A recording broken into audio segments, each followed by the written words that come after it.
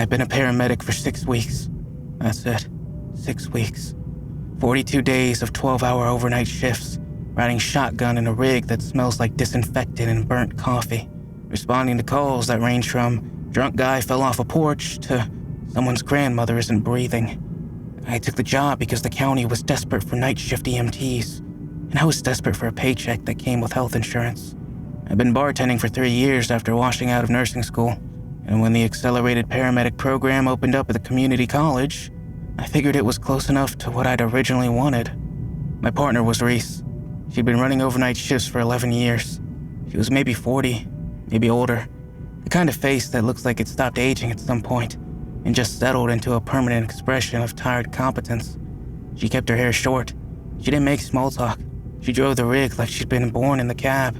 And when we responded to calls, she moved with the calm, mechanical precision of someone who had seen every version of human suffering and had filed each one away in a cabinet that she didn't open unless she needed to. I liked her. Most of the new hires didn't. They found her cold or intimidating, or both. But I'd worked enough bar shifts with difficult people to know the difference between someone who's mean and someone who's efficient. Reese wasn't mean. She just didn't have time for anything that wasn't the job.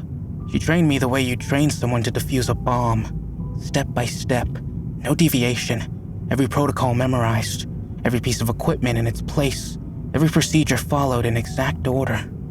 You do it the same way every time, she told me on my first night. Doesn't matter if it's a cardiac arrest or a stubbed toe. Same process, same hands, same head. The moment you start improvising is the moment someone dies. I believed her. I had no reason not to. Until the call on Macon Road. It was a Tuesday, 2:47 a.m. We'd been sitting in the rig at our usual spot, a gas station parking lot off Route 9, for almost 2 hours. I was half asleep. Reese was reading something on her phone, her face lit blue in the dark cab. The radio cracked. Dispatch gave us an address on Macon Road. Unresponsive male, called in by a neighbor who'd seen the front door standing open. No further details. Reese put the rig in drive before dispatch finished talking.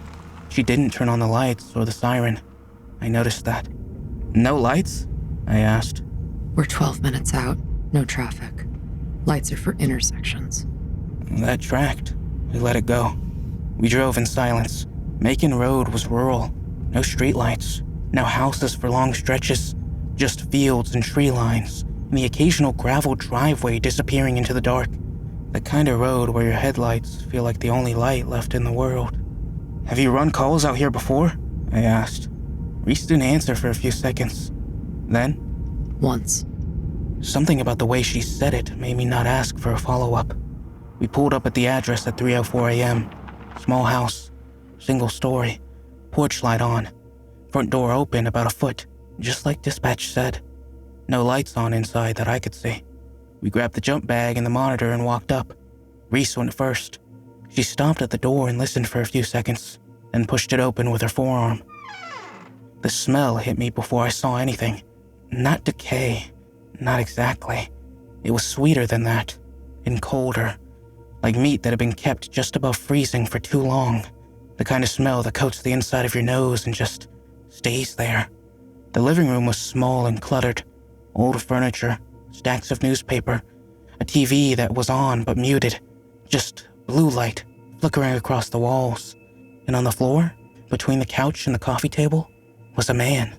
He was on his back, eyes open, mouth open, skin the color of candle wax, mid-60s, maybe.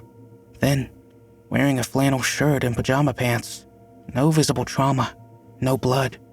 He looked like he'd just laid down on the floor and stopped. Reese knelt beside him. I set up the monitor. No pulse, no respiration. Pupils fixed and dilated. Skin was cool, but not cold. He hadn't been gone long. Time of death, 3:09. Reese said, pulling off her gloves. Bag him. Standard procedure. Unresponsive, no viable resuscitation window, pronounce and transport. I'd done it twice before in my 6 weeks. I unrolled the body bag next to him. Reese helped me log roll him onto it. He was lighter than I expected, almost hollow feeling, like the weight had gone out of him along with everything else. As I zipped the bag, my hand brushed his arm. It was warm, not residual warm, not the fading heat of a body cooling down. It was warm the way a living person is warm. Blood temperature, radiating, real. Reese. What? He's warm. She looked at me. Her expression didn't change, but something behind her eyes shifted. Zip the bag. Reese, he's warm. Should we recheck vitals? Maybe we missed... Zip the bag. Now. I zipped it. My hands were shaking and I didn't know why. I touched dead bodies before. They weren't warm. Not like that. We loaded him onto the stretcher, wheeled him to the rig, and slid him into the back. Reese closed the rear doors and climbed into the driver's seat without a word. I got in the passenger side. She pulled away from the house, and this time, she drove fast. Reese, what's going on? Nothing's going on. We're transporting. He was warm. He was warm and you didn't want to recheck. Why? She kept her eyes on the road. The headlights cut through the dark, making roads scrolling past us in strips of asphalt and shadow. There are some calls, She said. where the person is dead and you transport them and everything is exactly what it looks like. And there are some calls where the person is dead and you transport them and you do not open the bag again until you are at the hospital under fluorescent lights, surrounded by other people. You do not recheck. You do not unzip. You do not talk to it. Talk to it? The bag. You don't talk to what's in the bag. Reese, you're scaring me. Good. Scared people follow instructions. She turned onto Route 9. The hospital was 20 minutes out. She was doing 70 in a 55 zone. 11 years on nights. She said, her voice lower now, quieter. I've run maybe 2,000 calls. Most of them are exactly what they look like. Heart attacks, overdoses, falls, car accidents. You do the job, you transport, you go home. She adjusted her grip on the wheel. But some calls, and it's always the same addresses. Always rural, always between 2 and 4 a.m. The body is wrong. Not injured wrong, not sick wrong. Wrong in a way that doesn't have a medical term. They're too warm, or their eyes track you after you've pronounced them, or the lividity doesn't match the position. Small things. Things you could explain away if you wanted to. Things I explained away for my first 3 years. What happened in year 3? My partner opened a bag. The cab was silent except for the engine and the tires on the asphalt. I waited. His name was Dominic. Good medic. Better than me in a lot of ways. We picked up a woman on Macon Road. Different house. Same stretch. She was dead. Flatline, fixed pupils, the whole picture. But warm, same as tonight. I told him not to open the bag.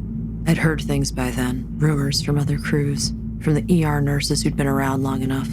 I told him to leave it closed. She paused. He didn't listen. We were about 10 minutes from the hospital.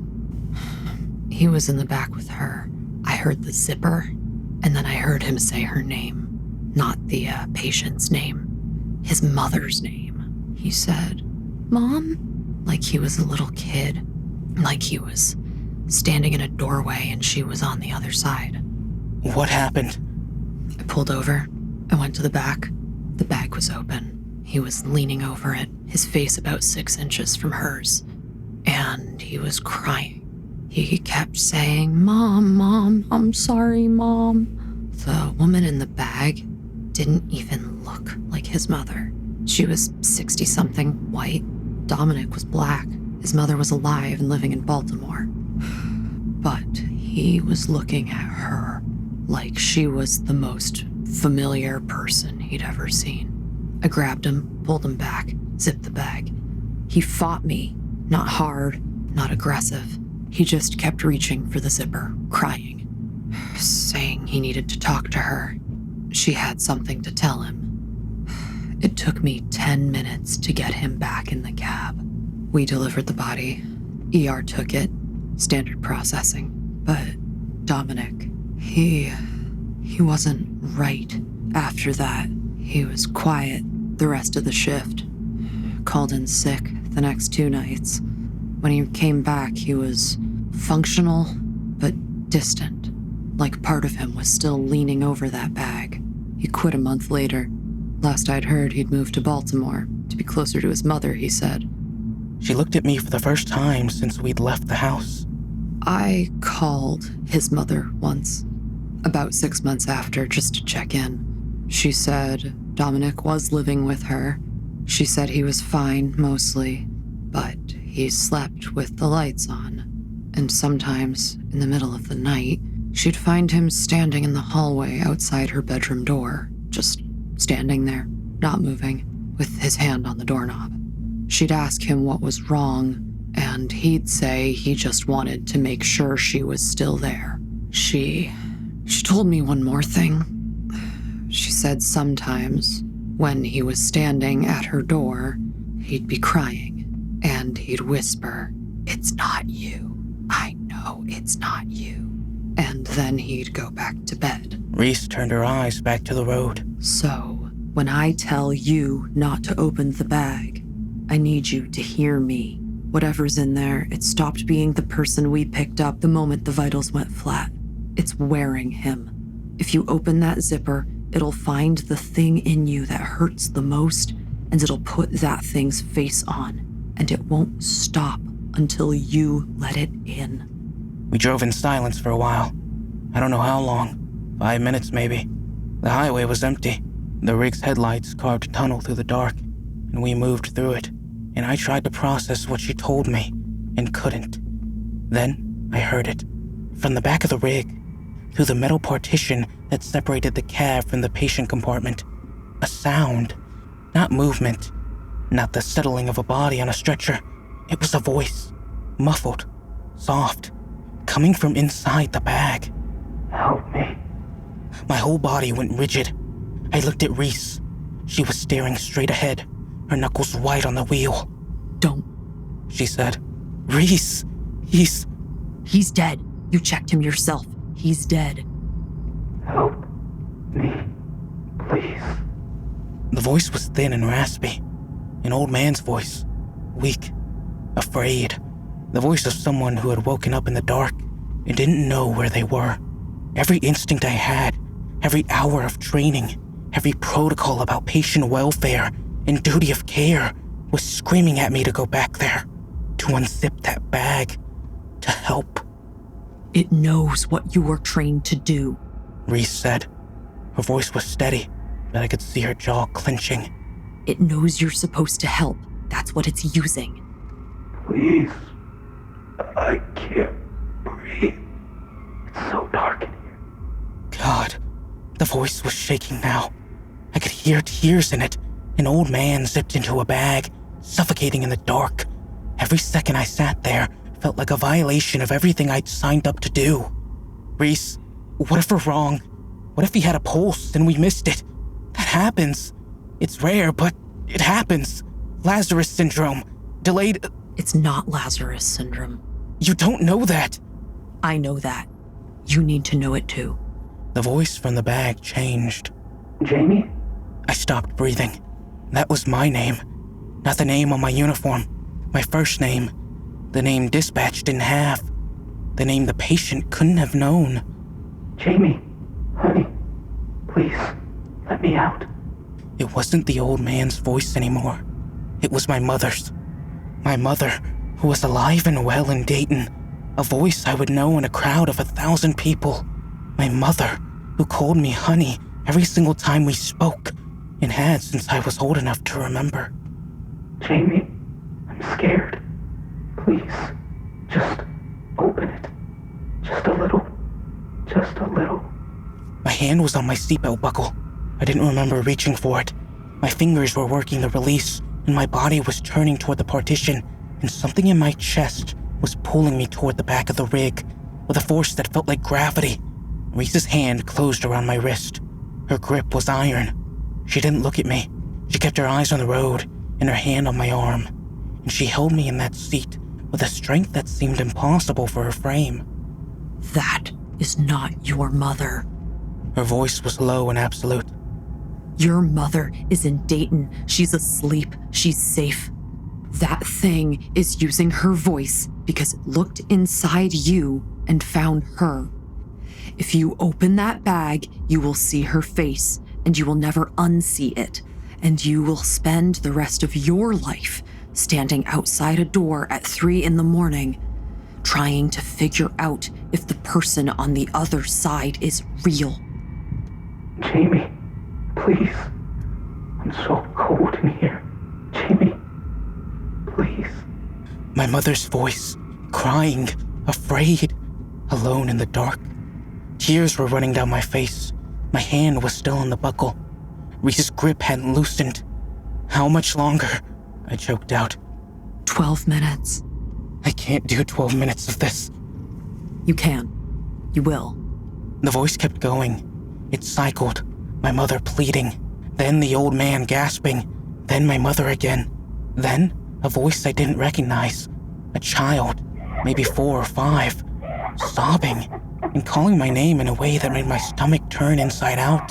Because I don't have a child.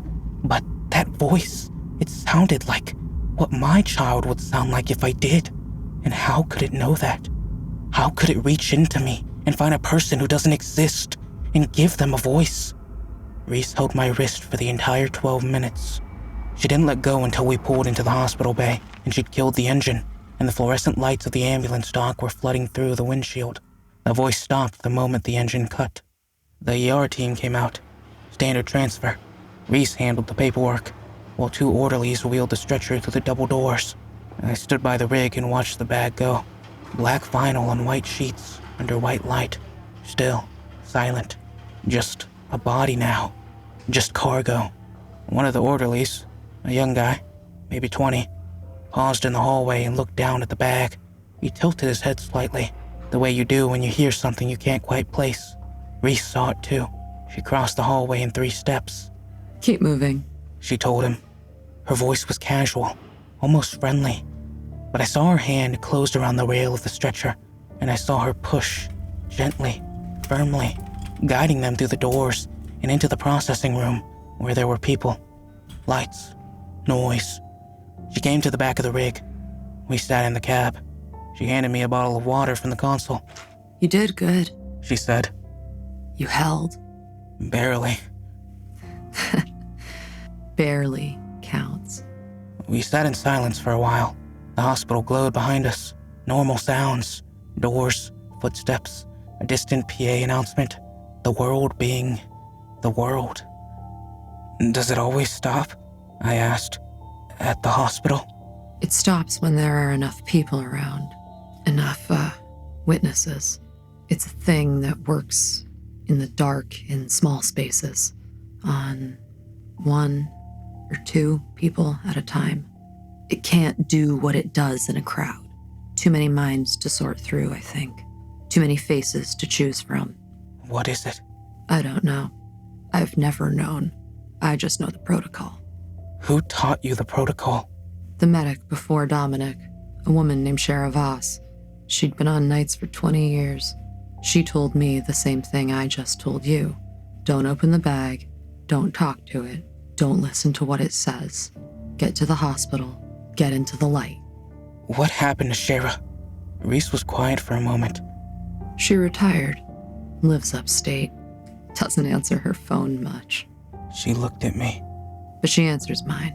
Every time. Reese, my hand was on the buckle. If you hadn't have grabbed me... I know. How did you hold on when it was doing that to you? She looked out the windshield. The ambulance dock was empty now. Just wet concrete and fluorescent light. It doesn't work the same way on me anymore. Why? Because I opened a bag once too. My 2nd year. Before Shara caught me. She didn't look at me. It showed me my daughter. She was 3 at the time. It had her face. It had her voice. It said, "Mommy, pick me up." And I almost did. Almost? Shara pulled me back, same as I did for you. But I saw the face. For about 2 seconds, I saw it wearing my daughter's face. She exhaled slowly. That was 9 years ago. I can still see it when I close my eyes. Not my daughter, the thing pretending to be my daughter. There's a difference. It's small, but it's there. And once you've seen it, once you know what the difference looks like, it can't trick you the same way again. She turned the key. The engine started. It still tries, though. Every time. It still tries. That was 3 weeks ago. I'm still on the night shift. I'm still partnered with Reese.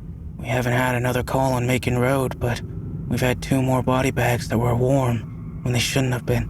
Both times, the voice started about 10 minutes into transport. Both times, I kept my hands in my lap and my eyes forward, and I let Reese drive. But here's the thing I can't stop thinking about. The thing that keeps me up during the day when I should be sleeping.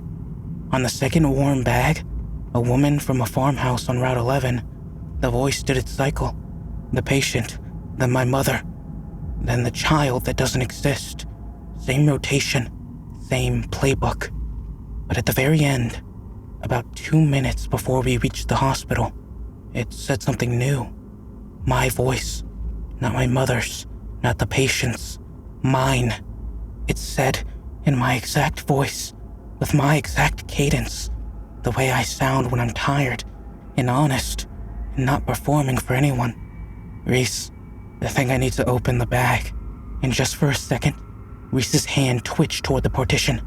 She caught herself. She gripped the wheel. She kept driving. But I saw it. The flinch. The half second where 11 years of protocol almost cracked. Because it wasn't using someone she loved.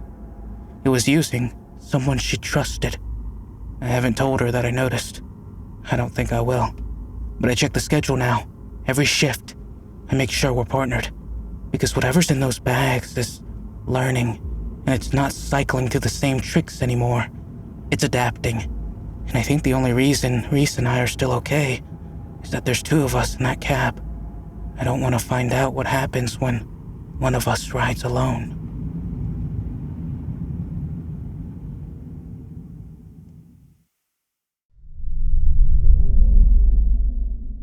If you enjoyed this story, consider following us on Spotify and dropping us a rating. Join our Spotify subscriptions for only $3 a month. That's it.